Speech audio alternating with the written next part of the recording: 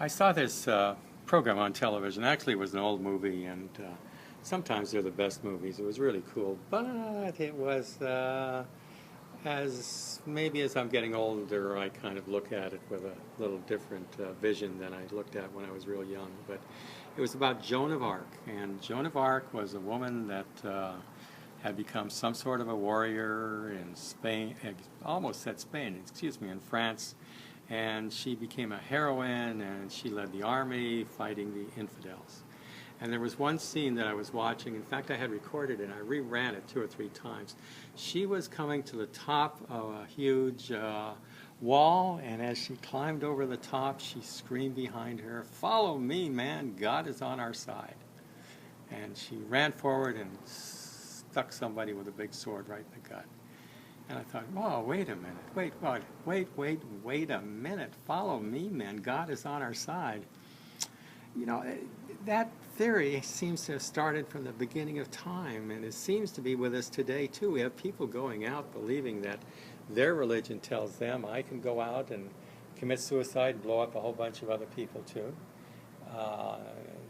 I can do this for religious purposes. I understand there's a political ramification where people don't like other people's policies, but I don't remember any Native American going and killing themselves and saying, I'm killing for the Great Father, or anything like that. We never had a Napoleon or an Alexander the so-called Great, or didn't even have any of these world leaders. In fact, our leaders basically were trying to defend the women and children that were being massacred.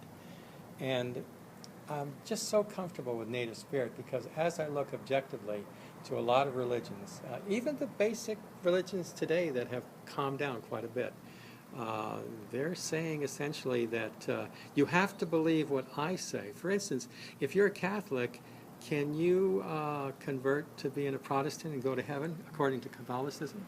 And if you're a Protestant, can you convert to Catholicism and go to heaven? There was a comedy routine that this fellow, Emo Phillips, did a long time ago. Very, very funny comic. And he was telling about how he was crossing a bridge, Golden Gate Bridge, and he saw this man that was going to kill himself.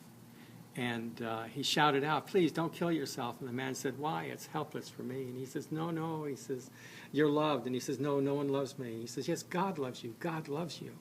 And he says, oh, no, God doesn't love me. And he says, well, let me ask you something. He says, are you Christian? He says, yes, I'm Christian. He says, are you Presbyterian? He says, yes, I'm Presbyterian.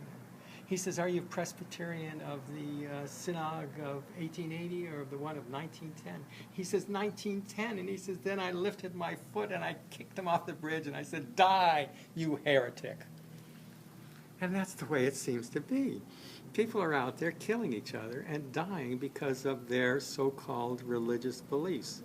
I think every religion that ever got started, the purpose of the religion was kindness and love and happiness and hope. And somewhere along the way, we have religious people telling us, and religious warriors, follow me, man, God is on our side. I remember seeing things about the First World War where the troops would pray on both sides, and yet they would go out the next day and kill. Well, I'm very comfortable with Native Spirit. Thank heaven. Thank you.